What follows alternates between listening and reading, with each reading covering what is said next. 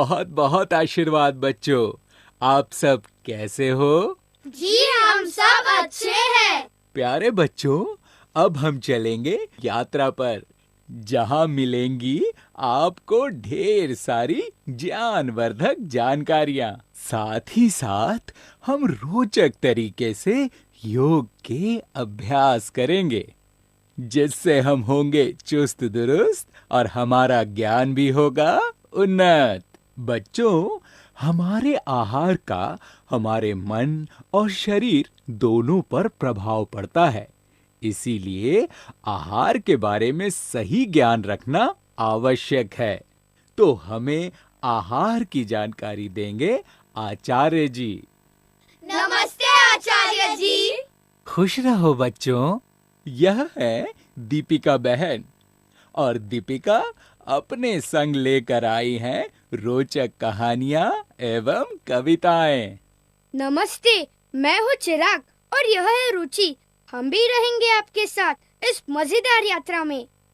तो बच्चों, अब हम चलते हैं अपनी योग यात्रा पर। हाँ चलते हैं।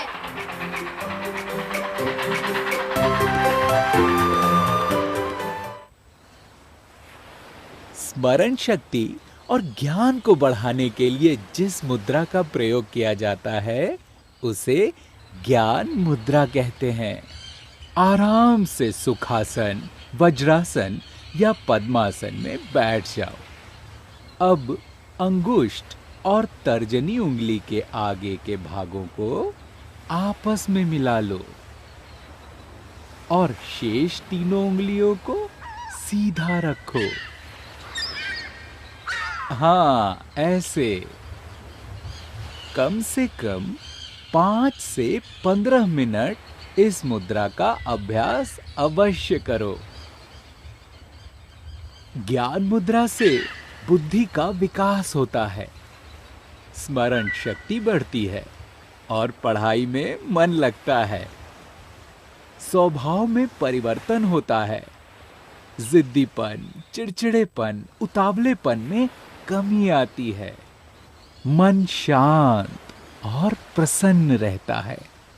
मस्तिष्क के स्नायु शक्तिशाली बनते हैं। सिर दर्द एवं अनिद्रा यानी नींद न आने का रोग दूर होता है। बच्चों, अब हम करने जा रहे हैं यौगिक जॉगिंग, जो पूरे शरीर को तरोताजा बनाएगा। यौगिक जॉगिंग में आगे पीछे, किनारे झुकने, बैठने, चलने एवं कूदने की 12 क्रियाएं की जाती हैं। हर एक क्रिया को 5 से 10 बार करना है। यह क्रियाएं श्वास प्रश्वास का ध्यान रखते हुए की जाती हैं। कोई भी क्रिया में पीछे जाते समय सांस अंदर भरना है और वापस आते समय सांस बाहर छोड़ना है। इस अभ्यास को करने में 10 से 15 मिनट का समय लगता है। आओ, रुचि को देखते हुए सीखते हैं यौगिक जॉगिंग। सबसे पहले खड़े होकर दायां हाथ और बायां पैर उठाओ, फिर बायां हाथ और दायां पैर उठाओ। अब दोनों हाथों और पैरों को एकदम ऊपर उठाओ।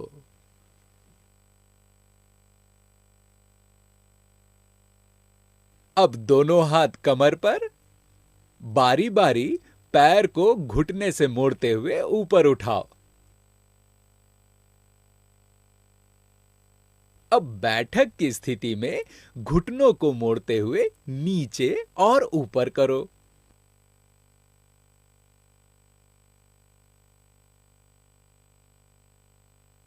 अब पैरों में ज्यादा अंतर रखो। दोनों हाथ सामने, हथेलियां जमीन की ओर। पहले एक घुटने को मोड़ते हुए नीचे बैठक लगाओ। अब यही अभ्यास दूसरी तरफ से भी।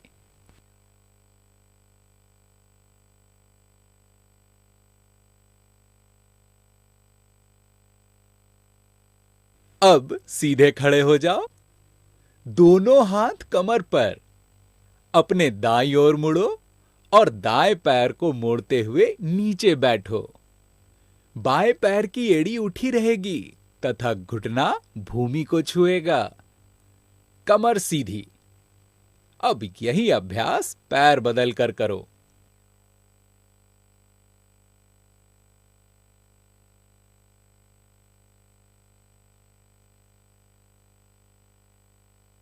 अब सीधे खड़े हो जाओ। दोनों हाथ सामने, हथेलियां एक दूसरे के सामने। फिर श्वास अंदर भरते हुए हाथों को फैलाओ और फिर गर्दन को धीरे धीरे पीछे की ओर ले जाओ। हाँ, शाबाश, ऐसे ही करो।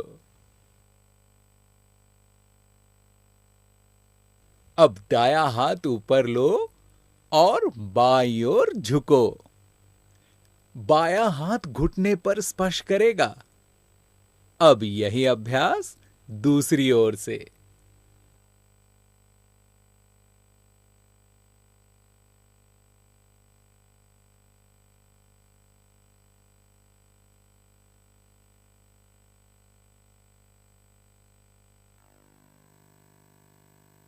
अब हाथों को फैलाओ। कमर से आगे झुकते हुए दाएं हाथ की अंगुलियों को बाएं पैर के पंजों से स्पर्श करो और बाएं हाथ की हथेली को देखो। फिर यह अभ्यास दूसरी ओर से भी करो।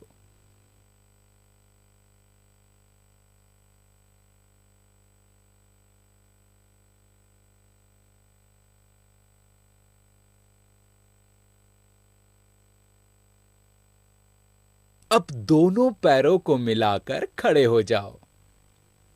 दोनों हाथों को ऊपर की ओर उठाते हुए पीछे की ओर झुको। फिर कमर से आगे झुको और हथेलियों को जमीन पर टिकाओ। घुटने मोड़े बिना माथे को घुटने से लगाने का प्रयास करो।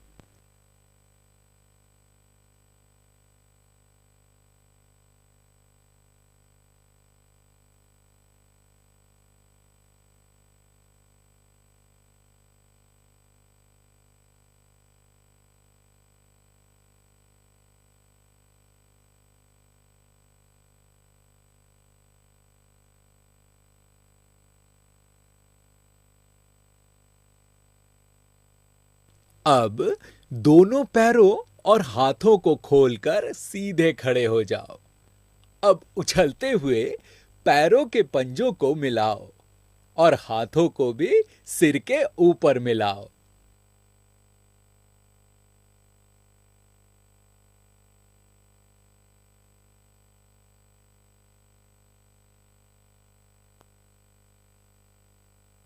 अब दोनों हाथ सामने, पंजों पर उछलते हुए दोनों पैरों को दाईं ओर घुमाओ। साथ ही दोनों हाथों को बाईं ओर। दायां हाथ सीधा रहेगा और बाएं हाथ की कोहनी मुड़ेगी। यही अभ्यास दूसरी ओर से भी करो।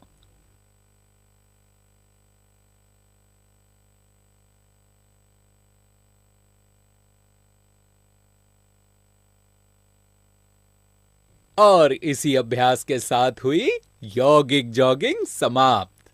बाबा जी, यौगिक जॉगिंग का अभ्यास कब करना चाहिए?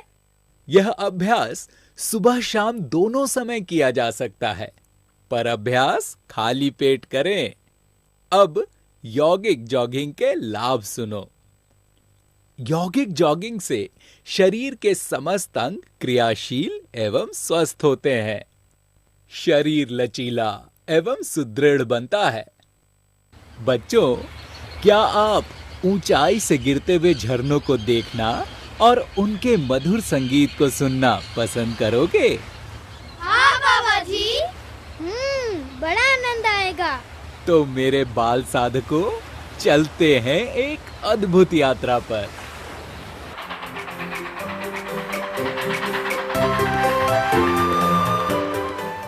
वाह, कितना तेज पानी गिर रहा है।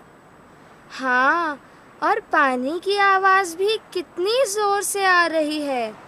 बाबा जी, यह हम कहाँ आ गए हैं? बच्चों, यह खंडाला के प्रसिद्ध झरने यानी वाटरफॉल्स हैं। बाबा जी, इन्हें किसने बनाया है? यह तो प्रकृति की देन है। बारिश का पानी पहाड़ों से गिरता है और मनमोहक झरने का रूप ले लेता है। सच में बहुत ही सुंदर एवं आश्चर्यमय है। तो इस मनमोहक स्थल पर हम प्राणायाम के कुछ अभ्यास करेंगे। बच्चों, प्राणायाम योग का चौथा अंग है। यह 2 शब्दों से मिलकर बना है, प्राण और आयाम। प्राण का अर्थ शरीर में संचरित होने वाली वायु से है तथा आयाम का अर्थ नियंत्रण से है। इसका अर्थ प्राण यानी श्वास की प्रक्रिया को नियंत्रित करना है। शाबाश! प्राण के नियंत्रित होने से शरीर के रोगों को दूर किया जा सकता है। पर बच्चों, प्राणायाम करने से पहले इसके नियम और सावधानियां जानना बहुत आवश्यक है। प्राणायाम सुबह सूर्योदय के समय और शाम को सूर्यास्त के समय करना ज्यादा उपयुक्त है। साफ सुथरे, हवादार और खुले स्थान पर ही बैठकर प्राणायाम करना चाहिए। नदी, तालाब, बगीचा, गार्डन आदि के पास अभ्यास करना सबसे उपयुक्त है। लेकिन बैठने का स्थान ऊंचा नीचा न होकर समतल होना चाहिए। शहरों में जहां प्रदूषण का अधिक प्रभाव होता है, वहां प्राणायाम करने से पहले घी, अगरबत्ती या धूप यानी गुग्गुल से उस स्थान को सुगंधित कर लेना चाहिए। बैठने के लिए कंबल, दरी एवं चादर आदि नरम वस्त्रों का प्रयोग करें। प्राणायाम करते समय गर्दन, रीढ़ की हड्डी, छाती और कमर को सीधा रखना होता है। इसलिए जिस आसन में आप अधिक समय तक बैठ सकते हो, उसमें बैठकर प्राणायाम करना चाहिए। यदि पैर मोड़कर बैठने में कोई समस्या है, तो कुर्सी पर बैठकर प्राणायाम कर सकते हैं। ध्यान रहे, रीढ़ की हड्डी सीधी हो। खड़े होकर अथवा घूमते फिरते प्राणायाम नहीं करना चाहिए। श्वास सदा नाक से ही लो। इससे श्वास शुद्ध होकर अंदर जाता है। मुंह से सांस न लो। सामान्य अवस्था में भी नाक से ही सांस लेना चाहिए। अति धीरे धीरे या अति बलपूर्वक प्राणायाम नहीं करना चाहिए। प्राणायाम करने वाले बच्चे अपने आहार का विशेष ध्यान रखें। उन्हें हमेशा सात्विक एवं चिकनाई युक्त आहार लेना चाहिए, जैसे फल, सब्जियां, फलों का रस, दूध, घी आदि। तो अब भस्त्रिका प्राणायाम से आरंभ करते हैं। प्राणायाम। इस प्राणायाम को भस्त्रिका इसीलिए कहते हैं क्योंकि इसमें लोहार की धोकनी के समान तेज और निरंतर गति से श्वास प्रश्वास किया जाता है। यानी तेज श्वास लिया और छोड़ा जाता है। सबसे पहले किसी भी ध्यानात्मक आसन जैसे कि पद्मासन, सुखासन आदि किसी में भी सुविधा अनुसार बैठ जाओ। अब दोनों नासिकाओं से सांस को पूरा भरो।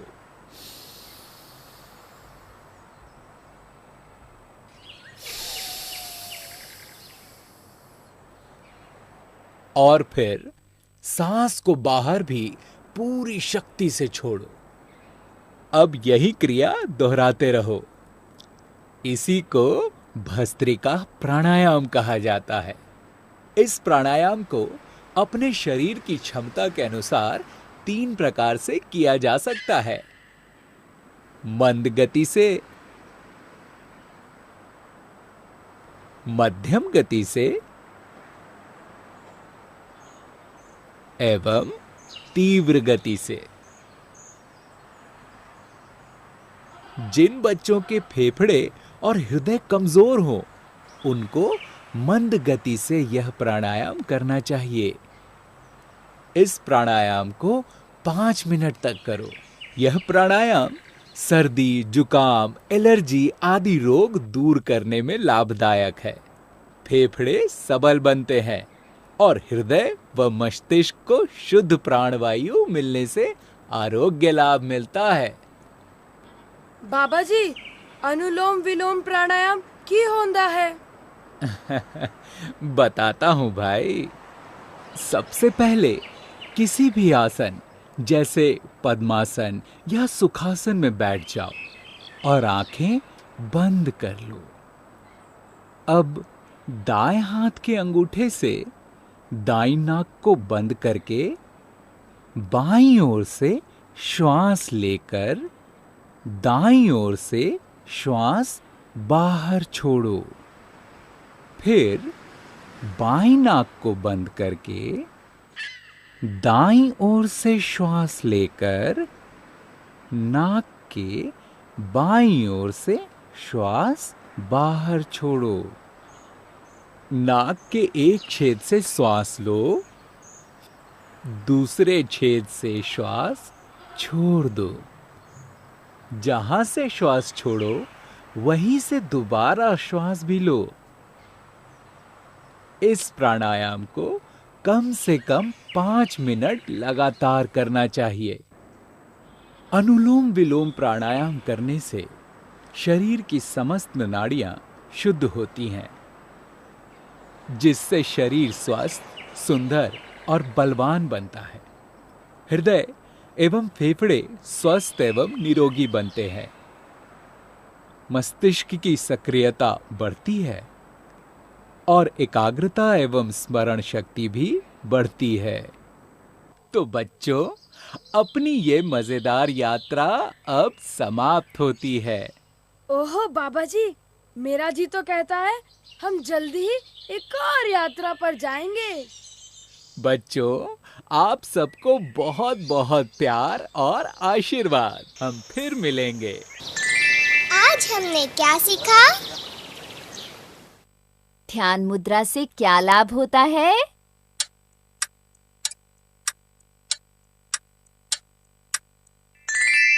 बिल्कुल सही।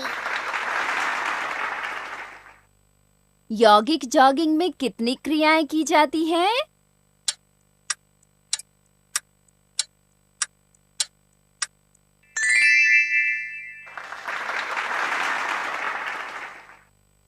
सही जोड़े बनाओ।